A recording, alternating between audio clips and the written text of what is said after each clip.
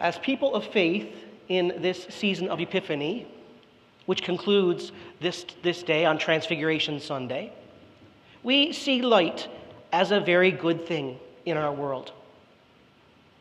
To we who are visually able to see, light reveals things around us, allowing us to enjoy the vibrant colors of nature, to be aware of obstacles. Some who are visually impaired say that because of light, they can still distinguish certain shades or shadows of objects. Light can also reveal harsh truths about our world, highlighting issues that we would rather not see. For people of faith, light is also truth. It is understanding and it is hope. When Moses descends from Mount Sinai with the tablets of the Ten Commandments in his possession, his face begins to shine so bright, his companion Israelites can barely handle the glare. Moses' physical brightness might very well be a literary description of how important the law is, how important the Ten Commandments are to the nation of Israel. The story of Jesus' transfiguration is found in the three synoptics and is alluded to in John's gospel. It's that important. It appears in all four gospels. It is so prominent in the gospels because it reveals that human Jesus has a divine nature. Jesus is indeed God on this earth, and the transfiguration is a highlight of that reality. Both Christ and Moses are important figures in the history of our faith. They revealed the law and teachings and called people to live in relationship with God.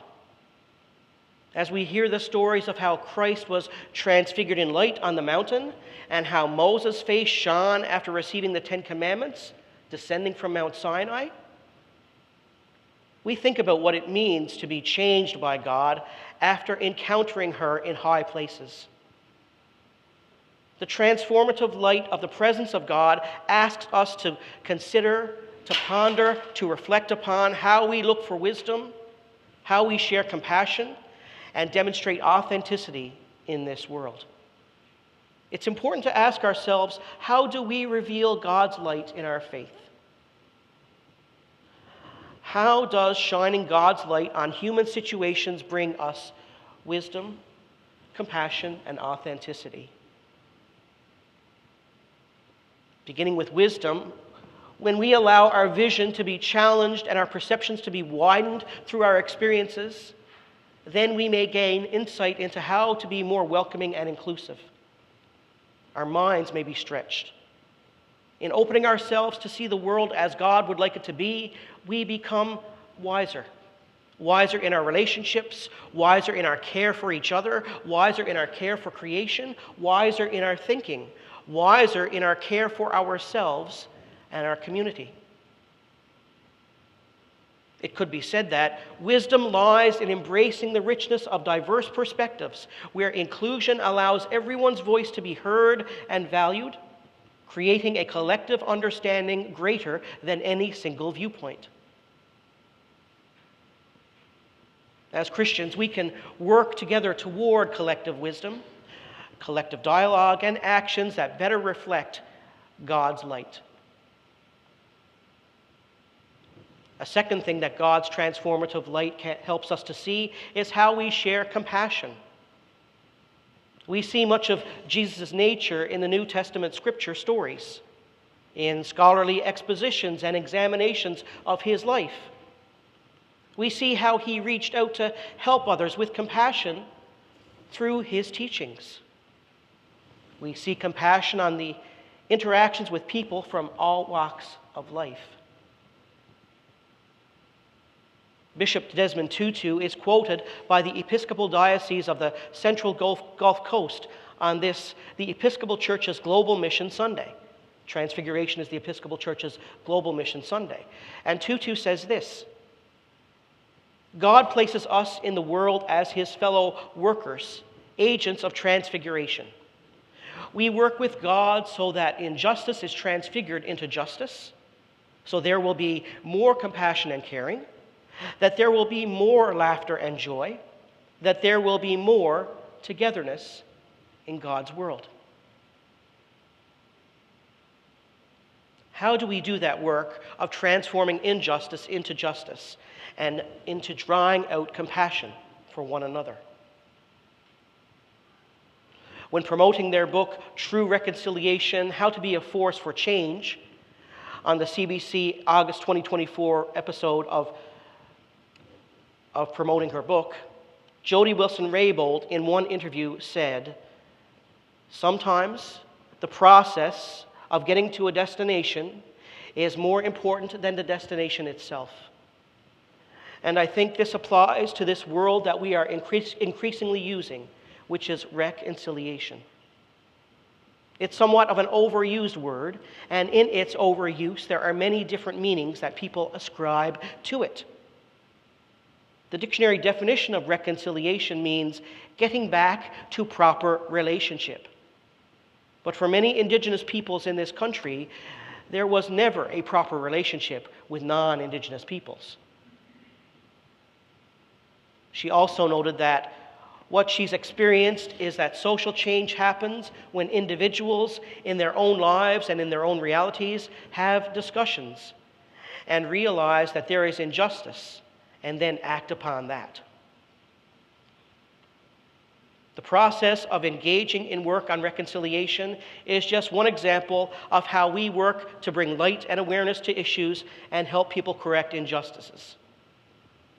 We need to do so with compassion. People of God know the essential nature of compassion for our lives and each other. We can also see how God's transformative light encourages us to demonstrate authenticity and to be our true selves. The Transfiguration reveals the true nature of Christ, fully human and fully divine at the same time. We can be in awe of who Christ is in the history of our faith, but we will never have revealed to us the fullness of the life of Christ. Instead, as people of faith, we are called to embrace that mystery.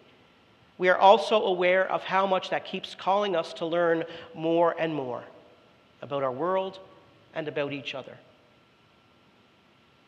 Perhaps if that mindset was happening between the U.S. administration and President Zelensky on Thursday, there would have been a different outcome in that conversation.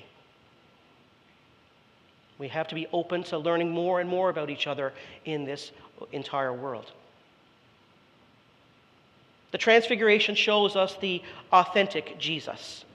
We can ask, what is our authentic self? In her book, The Gift of Imperfection, Brené Brown defines authenticity as a collection of choices that we have to make every day. It's about the choice to show up and to be real, the choice to be honest, the choice to let our true selves be seen. Do our lives of faith also reveal us as people on a quest to determine how to be real in our relationships with each other? A story is told about Winston Churchill when he met with a flight sergeant being honored for bravery during World War II. The sergeant had the courage to climb onto the wing of his bomber plane at 13,000 feet to extinguish a fire in the starboard engine. But meeting Churchill in person scared this officer until he was tongue-tied. Churchill noted and said, "You must feel very humble and awkward in my presence." The flight sergeant agreed. "Then you can imagine," Churchill continued, "how humble and awkward I feel in yours." Being authentic is the only way to bridge the barriers, physical distance, emotional separation, social divides, and even those not so intimate Zoom calls. We must show who we truly are, what motivates us, and what we believe. To be authentic is to be courageous. Then, once we have geared up our courage, we can interact with others with relevance and compassion. When we act with authenticity, we bring new light to our relationship. As people of faith, we continue to be on a quest of transforming our world.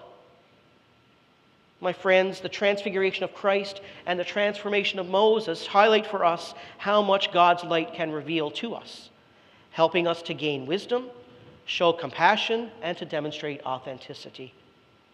May these transfigurative events in our faith also highlight for us how much more there is for us to learn in our growing love for one another. Thanks be to God.